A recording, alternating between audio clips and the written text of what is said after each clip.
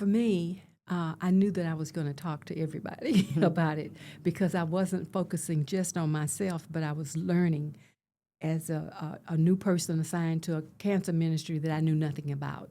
So for me, I wanted to make sure that I informed my family, about my diagnosis and what I needed to do. I needed someone to go to those appointments with me, somebody to take notes for me, ask questions on my behalf, that would know exactly what would be best for me at that time.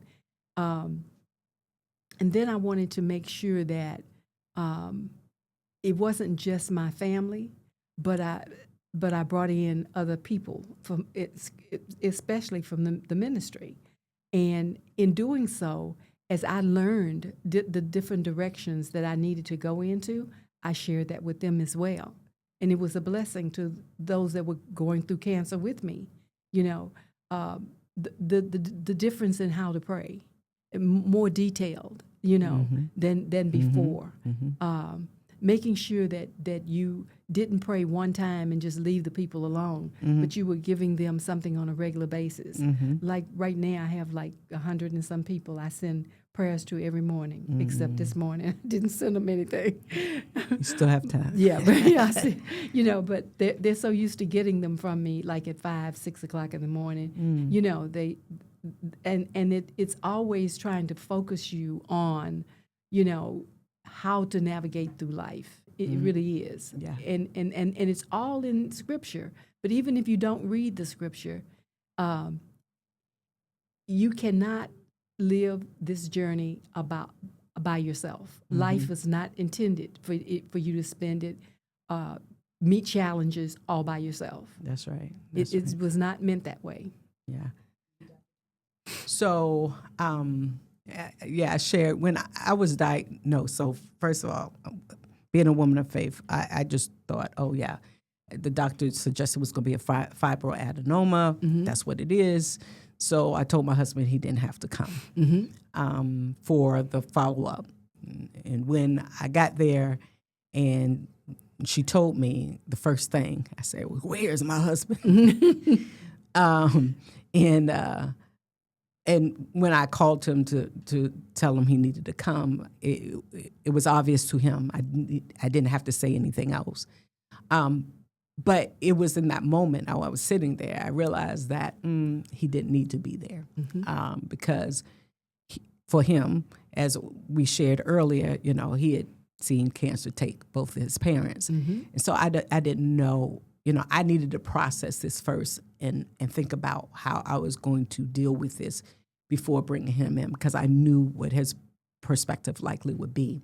And as such, when he did arrive and the doctor is telling us, I hear this quiet, just sobbing, and it was my husband. And I said, we jokingly, even then I laughed. I said, hey, wait, who's crying here? And I knew at that point, this was probably the stance. Again, no one was bigger than me because I knew that I had to show a different outcome to him. And I also knew that my friends and family members, because they love me, did not want to see me go through this. And so I knew that there was going to be a approach to this that was going to be not natural to me, but it was a way that I was going to think about this like any other challenge I've had in the past. And I remember in a conversation on the way home, my husband asked me, so who are we going to tell? We don't have to tell anyone. Now, if anybody knows my husband, we are night and day. I am his social butterfly. He is that very quiet person. And so as a result, that was his, we don't have to. And I said, well, if I don't tell anyone, how can they pray for me? And so like you and me, that as a believer, I knew that was going to be a critical part of my journey, knowing that I wasn't doing this alone. I was not praying alone, that I had I had my own army of prayer warriors. And like you, and I think everybody needs to hear this, I was very specific. I didn't just say, pray for me. I laid out bullet point by bullet point. Every time I went into a doctor's office, I would take notes. And the assurance I had by doing that, it wasn't because I was just good at processing stuff. I was taking notes because these were the very things that doctors said, well, this could happen or this can happen. This was what I wanted them to pray against. And so for me, that was really critical part of it. Right. And as part of that, because I started calling people, that didn't work. They were crying, then I'm crying. I'm like, okay, so I started sending out emails. And the emails started with my close friends, 8 to 10. Then they started asking, can I add, I have a girlfriend going through it, or I have a family member who's got someone going through it, can I? And by the end of my journey, I went from 8 to 10 girlfriends sending emails out after every treatment, after every doctor's appointment, to over 100. And again, that was God's way throughout this whole journey, and reminding me this is bigger than you. That's right. And it helped me in thinking through this journey, because I knew not only was I processing this for myself, but I was walking through this journey and allowing others to go with me on it. And again, as a believer, I say, God, now I'm giving you a platform. Now you deliver. Right? So I'm giving you this platform to show all of these individuals how you are faithful. And so for me, that was really an important part of my journey. It's important that you speak life around them, those who are going through. It's easy for us to get in our fears as those who are going through it. No matter how strong of person of faith we may be or not, it is easy for fear to creep into how we think and how we talk. And so I think it's important, if you really want to help support them in the healing journey, is to watch what you say, how you share, bring them,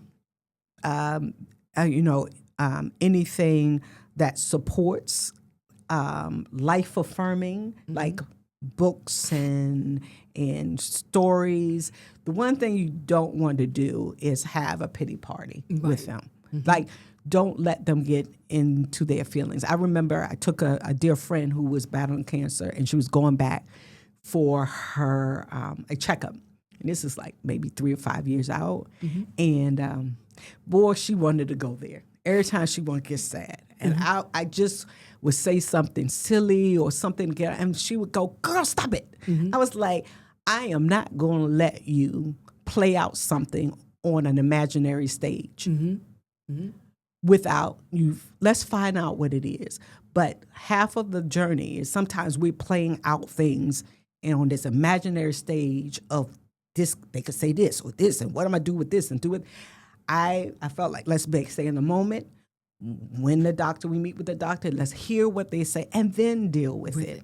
And so to me, it was really important to be that support person as a, supporting someone, helping, of course, I want them to process things, but not let them stay there. I've experienced people saying to me, what did I do to deserve this? And they were serious about that question. It's another challenge in life. It's something that happens to you that you didn't expect to happen to you. You hadn't planned on it. You didn't think any of your family had any cancer in, so you didn't think that was going to happen. But now that it's happened, you have to face it head on and not alone. You take the journey with other people, and you make sure that you stay in touch with them on a regular basis, and that you let them air out their concerns, but you try to change it around into a more positive conversation. That's right. You cannot let them stay in that low place. It's dangerous. It is. It's not healthy. That's right. That's right. I was so grateful to God for the treatment that I received, and that I was getting better. When I was asked to participate in clinical trials, I participated because I knew I was doing that for others. We, as a community, as a culture, we don't normally, participate in clinical trials. But then that means that the medications that are being prescribed sometimes makes us very ill because we were not a part of that. And so, it's important to be a part of the clinical trial for a future, a better future, not just for yourself, but for the generations to come after you. It's very important to be a part of a clinical trial. I think, first of all, most of us in our culture don't really understand clinical trials. I think that's point one. Then we've heard the bad news about Tuskegee and Henrietta Lack, all of that. And it did happen, but it doesn't mean that it's happening today. And the thing about it is when you're going to be diagnosed with something, some doctor is going to prescribe you medication for high blood pressure or for heart disease or for something of that nature. But if you're not a part of the research from your culture, then you're not contributing to the future and the healing process. And I too was part of a clinical trial. So I did. I took a ownership of my healing journey, and I listened and I asked questions, and I felt at peace as well because, again, with prayer, you ask questions and you feel peace about it. You say, so that spiritual journey was easy for me because I felt that I was contributing to solving some of the issues that we were facing, with helping find ways in which we would no longer have a triple negative piece, right? That there would be causes that would that could be tied to our culture. So yes, I totally agree. Well, for me, I'm in the survivors clinic with MD Anderson. So I've never stopped going back to have myself checked every year. Every year I go to MD Anderson and I do mammograms, I do blood tests, I do bone marrow, whatever they tell me that I need to do in that survivors clinic to make sure that I'm still fine and that nothing's going wrong. I've been doing that.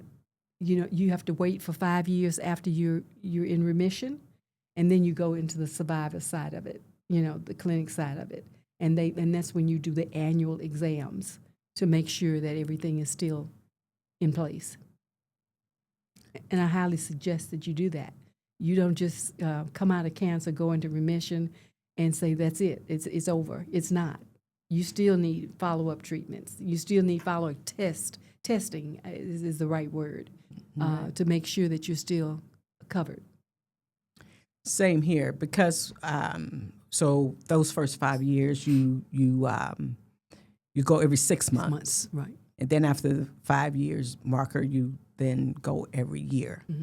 So agreed, you do that. I will say mentally and emotionally, when you're finished with your treatment, especially, and now here even with radiation, I was bald, I had no eyebrows, no eyelashes. And so I'm just rediscovering who I was at my, where the physical didn't, reflect what I was normal, what was considered normal for me. But I will say that journey afterwards, probably, especially the first 5 years, I would be wrong not to say that every October, and Breast Cancer Awareness Month, and everybody's celebrating, it was tough because I knew I was still in that period of time with, even though I had, taken all the treatment and I'd done all my part, I was still losing friends who began the journey with me. And so October was a scary a month for me for years, because they talk about all the stats. Right. And, they don't say it in a positive way, right? No. So it took me, just prayer was even more important, because at that point I realized that as long as I was on treatment, I felt good. But now still don't know what triggered it. I believed I knew, but I still self-doubt could creep in. But, continue to do the testing, like you said, annually. And now we're looking at 20 years, and you're 20, I'm going on 19. I feel, I look at it a little different, but it is still the same, that in the sense that, you're always grateful. Yes. And I'm still trying to do my part, and I'm still trying to share the story. Right. So as I shared with them earlier, when I was diagnosed, I had a son that had severe asthma, to the extent he couldn't even participate in gym, just regular gym activities. He had to sit on the side. I had a son that was popping off the walls, that they thought he had ADHD. And there was conversations of what was the next steps for him. And with the change in my diet, first thing my husband said, well, we're all going to change our diet. And as a result of the whole family changing our diet, meaning minimizing sugar, added sugar, looking at just the packaging and making sure that I'm not how much sugar we're taking in, adding vitamins D and K to our diet, fish oil, omega-3s, just thinking about even, for me, I went extreme. We started doing a lot more organic. And even to my friends who said, oh, well, that's too expensive, I was like, well, let's just think about certain things that, there's a good, better, and best. And just thinking about just eliminating, minimizing the sugar, thinking about the content, thinking about more wheat versus white. And it's a whole thing that I went through. But as a result, my son went from no longer participating in gym to then ultimately playing college football. My youngest went from popping off the walls that he reminds me of my husband, very chilled, very and the things that they were saying about him being getting in a lot of trouble, it was like he just it was the diet. So to me, what a blessing was for me is because it not only blessed me, but it gave my family a quality of life that I hadn't thought about, because I just hadn't really thought about food as medicine at that time. I think it's key to your future health, because it changes quite frequently. Right. And if you're not a part of the process, then you get totally left behind. You need to know in an age range what screenings you need to take, and what tests you need to have run on yourself. Those kind of. And that's not something that we pass down from the family. We don't say, well, now you're in college, so you need to have this test and that test, and don't forget, now you're 25 years old. Now you need to have. We don't do that. But you need to make sure that we're now educating the future generation how to take care of themselves. Because right now, the younger people are having chronic diseases, heart attacks, strokes, things that we never had at that age. Right. Earlier. They're having it much earlier now, and that's not good. And even myself, I'm a business professor, and I do a whole segment in my classes on your health is your wealth. Yes. And going through that. And so to me, I see it in everything I do, right? Because like you, I know how important it is for the young people to understand, because my bad habits started in college, right? And so, explaining to students, you can make a lot of money, but how well is that going to work for you when you're sick? Right. And so even just seeing how they just, the light bulb goes off for them, thinking about food and what they're eating. And so I find that, and honestly, I will say this generation, Z and Alpha, they are well attuned to, diet and so forth. But to hear it, coming from a business professor, right?